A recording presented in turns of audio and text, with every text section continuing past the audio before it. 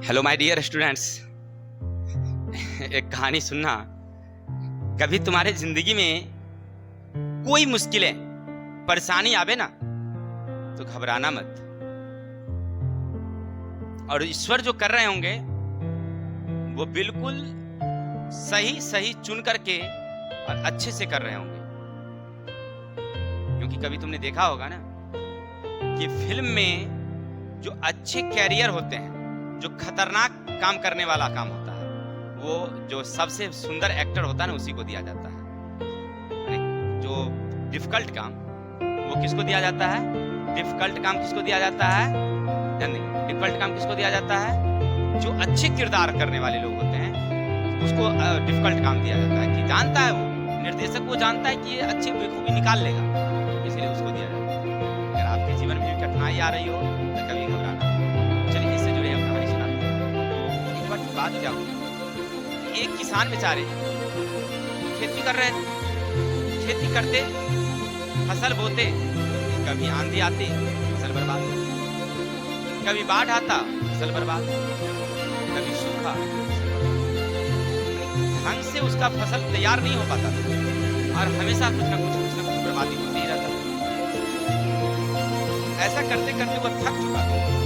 एक दिन क्या किया, ऊपर की ओर देखा और ऊपर की ओर देखकर और भगवान से कहा कि हे सर्वशक्तिमान, लोग तुम्हें महान कहते हैं सर्वज्ञानी है, उसको सब कुछ आता है और जो करते हैं अच्छे के लिए करते हैं, लेकिन हमको नहीं लगता है कि आप कैसे फसल बोया जाता है ये भी आपको बुझने नहीं आता होगा। अगर वो होता ना तो आज फसल बर्बाद होता है। अगर ऐसी बात है आपको तो हमको लगता है कि समझ ही नहीं है। अगर वो शक्ति मुझे होती ना कि हम मौसम को अपने हिसाब से चला सके तो तब देखना कि क्या होता है। जैसे किसान करता है आकाश से आवाज आती है, ठीक है, आज से यह शक्ति हम तुम्हें देते हैं कि तुम जैसा चाहोगे वैसे ही मौसम।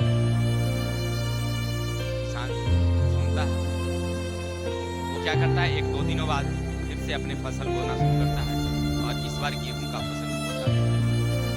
चलिए फसल बो दिया, एकदम ढंग से समय से बारिश होना था तो बारिश करवा दिया, आंधी तूफान आना है तो बंद करवा दिया, ओले गिरने हैं बंद करवा दिया, ढंग से सब कुछ प्रॉपर से करना।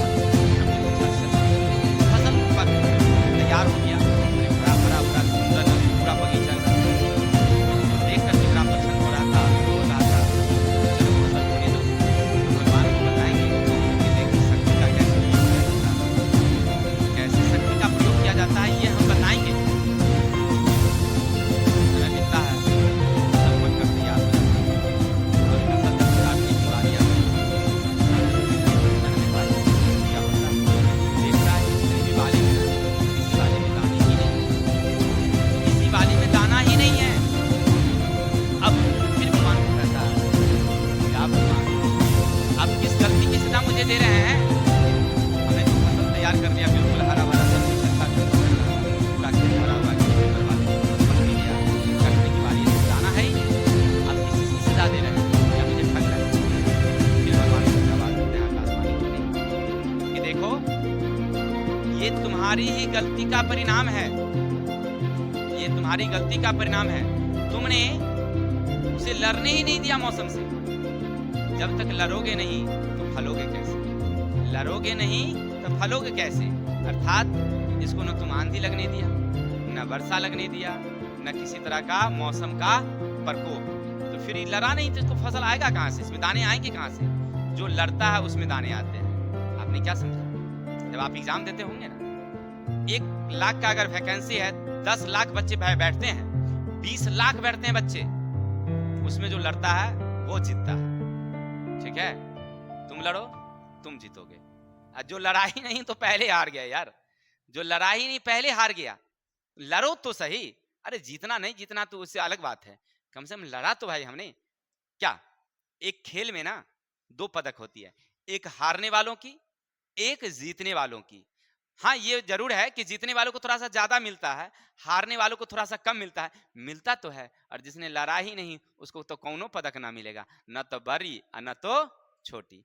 तुम लड़ो ना भाई, अगर जीत गए तो बड़ा मिलेगा, अरे हार गए तो छोटा मिलेगा। मिलेगा तो कोई तो मिलेगा, खाली हाथ तुम नहीं लौटेंगे ना, इसीलिए लड़ो। ठीक है, तो आपने क्या समझा? अगर आपके जीवन में कोई कठिनाई आए, घबराना मत। तो हम लोग चलते हैं, इसी के साथ विदा लेते हैं। तब तक के लिए धन्यवाद। जय हिंद, जय भारत।